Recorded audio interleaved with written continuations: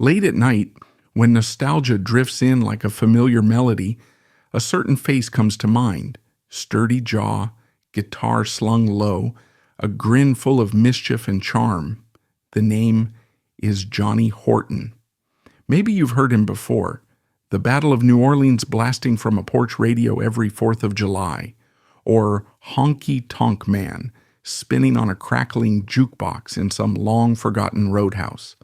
But behind those foot-stomping hits lies a story far deeper, a restless spirit shaped by heartbreak, wanderlust, sudden fame, and an eerie premonition that would prove fatally true. He was born John LeGale Horton on April 30th, 1925, in Los Angeles, California, a city full of palm trees, hopeful immigrants, and a glimmering Hollywood dream. But if you think he was destined for a comfortable life in the sunshine, guess again. His parents were working-class folks who hopped from job to job, chasing any opportunity to keep food on the table in a precarious world shadowed by the Great Depression. Restlessness defined his earliest years. By the time he could walk, they'd traded the West Coast for the dusty roads of East Texas, eventually settling in the Tyler area. Though the Great Depression weighed heavily on everyone, young Johnny discovered that music could offset the gloom. Late at night, he'd hear that warm crackle from the radio, the old country tunes that soared across the ether, telling stories about heartbreak, open roads, and wide skies. His mother eventually gifted him a guitar, paid for with who knows how many scrimped pennies. And from the moment he strummed those first halting chords, he sensed there was something about these vibrating strings that spoke straight to his bones. His teen years were a whirlwind. He dabbled in sports, tall, lean, with enough skill to earn brief stints at Lon Morris Junior College and even Baylor University on basketball scholarships. But academia wasn't for him. The halls and textbooks felt suffocating. Instead, he dropped out, plunging into a life of odd jobs that took him everywhere, from Alaska to California, loading crates, fishing for salmon, building things with calloused hands. If you track his footprints, you'll see they spanned half a continent before the kid was even in his mid-20s. Yet no matter where he went, coastal canneries or dusty construction sites, that guitar was never far behind. He'd pick a few tunes during breaks, his singing voice echoing across machine shops and bunkhouses, brightening the bleak hours. That fluid, almost restless existence shaped him into a man of the world, a little gritty, a little wide-eyed, and absolutely determined to carve out a future no matter the cost. During these meandering years, he married for the first time in 1948 to Donna Cook. They tied the knot in Shreveport, Louisiana, and had 2 daughters, Yanina and Melody. But if you suspect a pattern of stability forming, think again. Johnny was still chasing an elusive dream with no stable anchor. The marriage foundered, unraveling by 1951. The demands of a roving lifestyle, no regular income, no secure home, took their toll. The heartbreak was real, but heartbreak has a funny way of fueling an artist's imagination. The stage called louder than the picket fence, and the stage, as it turned out, was about to call him in a big. By 1950, he had cut his first record, Mean, Mean Son of a Gun, under the banner of Cormac Records. It was a far cry from the million sellers he'd later enjoy, but it introduced folks to the Singing Fisherman, a moniker referencing his abiding passion for angling. Fishing, and the outdoors in general, was more than a hobby for Johnny. It was a reflection of his wanderer's spirit. If the fish weren't biting, he'd play a tune. If the audience was small, he'd do a show for them anyway. That sense of unwavering drive opened the door for bigger opportunities, like KXLA in Pasadena, where he hosted music segments and sang on live radio. People started to notice. There was an earnest crackle in his voice, a sincerity that cut through the static as though he was singing not just to your ears, but directly to your soul. Then, in 1951, came the big break. He joined the Louisiana Hayride in Shreveport. Imagine a massive radio variety program that served as a launching pad for countless country stars, from Hank Williams to Elvis Presley. The Hayride was like the scrappier, hungrier rival to Nashville's Grand Ole Opry. This was the place to test your mettle, connecting with fans who judged you purely by the power of your music. In that bustling environment, Johnny forged a life-changing friendship with Tillman Franks, a savvy manager who recognized the gold mine in that voice and stage presence. Tillman stuck by him for the rest of his days, guiding him through the labyrinthine world of country music. From that point onward, Johnny Horton's path started to look less random and more like destiny, especially once he shifted from being a restless wanderer to a man on a mission, making a lasting mark on the music industry. But it wasn't only business that changed in Shreveport. In 1953, the specter of Hank Williams loomed large. The legendary singer had died on New Year's Day that year, leaving behind a widow, Billie Jean Jones. 9 months later, shockingly soon by some accounts, she married Johnny Horton.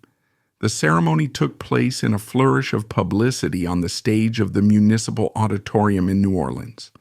If that place rings a bell, it's because Hank Williams himself had once performed there. Indeed, this wedding felt like a passing of the torch. One era's heartbreak turning into another man's new beginning. Billie Jean guided Johnny like a partner, a muse and a co-strategist. They eventually had 2 daughters, Jerry Lynn and Janet, adding to his existing family. But the overshadowing presence of Hank Williams's memory also cast a certain mystique. The widow of the greatest honky-tonker, now wed to a rising star in the same genre. Fans and reporters speculated endlessly, but for Johnny, he found not scandal, but direction. Billie Jean encouraged him to experiment with bigger, bolder songs, particularly historical ballads that drew from America's storied past. The synergy between them made for a potent formula, one that would soon catapult him to the top of both country and pop charts. In 1956, a key business move shaped the rest of his career. He inked a deal with Columbia Records, a big label eager to push boundaries. Under Columbia, he released Honky Tonk Man, a catchy, edgy track that combined standard honky-tonk heartbreak with the emerging rockabilly vibe. This was a time when Elvis was turning the music world upside down, and country traditionalists were either digging in or branching out. Johnny managed to walk that line like a tightrope walker, injecting just enough rebellious energy to excite younger listeners while retaining the fiddles, steel guitars, and wry storytelling that appealed to country purists. The single soared into the top 10 of the country charts, establishing him as a name to watch. But that was just the warm-up. The real rocket fuel arrived in 1959 when Johnny recorded The Battle of New Orleans, a comedic, foot-stomping retelling of Andrew Jackson's triumph in the War of 1812. It was a strange concept. Who, in the era of doo-wop and early rock, wanted a rowdy history lesson set to a backbeat? But the public adored it. The Battle of New Orleans rocketed to number 1 on both the country and pop charts, ultimately earning him a 1960 Grammy. Suddenly, Johnny Horton was no mere singer. He was a star, bridging mainstream acceptance and the wilder corners of country.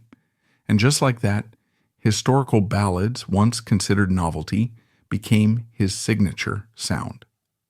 Sink the Bismarck, 1960, continued the pattern, narrating the British pursuit of Germany's formidable battleship during the World War II. Then, North to Alaska, also 1960, told of gold rushes, frosty frontiers, and the lure of the Great North. These songs combined cinematic imagery with a dash of humor, hooking fans from all walks of life. He was racking up hits, raking in cash, And for the first time in his rambling life building a stable home, he and Billie Jean purchased a Shreveport farm, a tangible sign of success and a refuge for a man who'd known so many restless years. Yet behind the bright lights, a shadow grew. Johnny became consumed with the dread of an early demise. This fear wasn't just the typical musician superstition. He'd had a brush with death in a car accident that left him shaken to the core. Add in a fortune teller's ominous words, some prophecy that he would die young, and he was dogged by a persistent sense of doom. A few times he reportedly confided to friends that he believed he'd never see old age, that the open highways he'd so often traveled might be the very cause of his end. Even as he soared from show to show, his biggest hits trailing behind him like a comet's tail, that paranoia haunted him. He'd pray before each journey or drive slower at night, but the tours continued. Fame demanded it, fans clamored for it, and the money was irresistible. So he pressed on, overshadowed by the lingering question, when will the end come? The answer arrived on November 5th, 1960. Barely a year after the Battle of New Orleans topped the charts, Johnny performed a show in Austin, Texas. The crowd gave him their usual uproarious applause. Nobody suspected tragedy was hours away. In the small hours of the morning, driving his Cadillac along Highway 79 near Milano, Texas, a drunk driver swerved into his lane. The head-on collision was brutal. Johnny was only 35, brimming with talent and fatherly devotion, yet in an instant, he was gone. Tillman Franks, his longtime manager, and guitarist Gerald Tomlinson were injured but survived. The shock reverberated through the music world. The scene was loaded with eerie echoes. Hank Williams, Billie Jean's first husband, had died in a car-related tragedy too, though not quite the same circumstances. The talk of curses, prophecy, or some cosmic alignment of fate swirled among fans. Everyone remembered how Johnny had expressed that dire fear of a highway death. Now it was heartbreakingly real. A wave of grief tore through the country community. Radio DJs from Shreveport to Nashville played the Battle of New Orleans and Honky Tonk Man on loop. Just months prior, he had stood atop the world singing about historical battles and forging his own legend. Now, his life had ended in a car crash on a desolate stretch of Texas road, like a tragic final verse penned by a cosmic songwriter. But music rarely fades so quickly, especially for an artist who burned that bright. Posthumous releases trickled out in 1961, including Sleepy-Eyed John, which charted well, reminding everyone that Johnny's voice could still stir them from beyond the grave. A greatest hits album soared into the top 10, confirming that fans weren't going to forget him. In fact, the circumstances of his passing only fed the mystique, as the best tragedies used to do. His legacy, of course, is more than the sum of those final dramatic events. Over the years, critics and fans realized how crucial Johnny was to bridging honky-tonk, rockabilly, and the cinematic style of historical ballads. He helped show that country could be more than heartbreak on a dusty porch. It could retell epic stories of wars, gold rushes, and pioneering adventures. That imaginative approach paved the way for other country artists to get a bit theatrical or experimental, weaving narrative arcs that spanned centuries. He was never a conventional star who simply churned out heartbreak anthems. Instead, he turned factual events into spirited folk pop tunes, smashing chart boundaries in a way that seemed whimsical, yet also deeply earnest. In 2009, the Louisiana Music Hall of Fame honored him, acknowledging the role Shreveport had played in his emergence, as well as the influence he had on local culture. Strange to think of that man once drifting from job to job, now enshrined among the greats, yet it felt long overdue. Younger artists can easily trace lines back to him. The narrative flair, the fearless mixing of rhythms, and an approach to performance that winks at showbiz but never loses its authenticity. His songs have found their way into film soundtracks, giving modern audiences a chance to rediscover that twangy voice telling stories of Johnny Reb or I'm a one-woman man. Even if you're not a hardcore country disciple, there's something about that style, breezy, confident, unafraid to linger on comedic detail that resonates across generations. When you next spin The Battle of New Orleans or Honky Tonk Man, let yourself embrace the improbable swirl of energies that shape that voice. Hear the grit of a laborer, the curiosity of a wanderer, and the whimsy of a man unafraid to tell big stories. Sense the lingering presence of a performer whose life ended in flash and heartbreak, but whose music refused to fade. Ultimately, that contradiction between unstoppable creative spark and a life cut short forms the crux of Johnny Horton's legend. We're left with a discography that still crackles with vitality, as if he's inviting us to see that the highways and honky-tonks we inhabit are loaded with possibilities, both luminous and treacherous. And that, in essence, is the legacy of Johnny Horton, a star who blazed across the mid-century American music sky, leaving behind a trail of enthralling songs that straddle country, folk tradition, and rockabilly punch. He was, in many ways, the best kind of musical storyteller, one who turned real events and personal journeys into anthems that still resonate. Even if you don't know every detail of his life, once you hear that cheerfully irreverent banjo break in The Battle of New Orleans, or that swaggering guitar line in Honky Tonk Man, you feel the presence of a guy who believed in the power of a good story, well told. And no matter how short his road ended up being, the echo of those stories has never quite died away.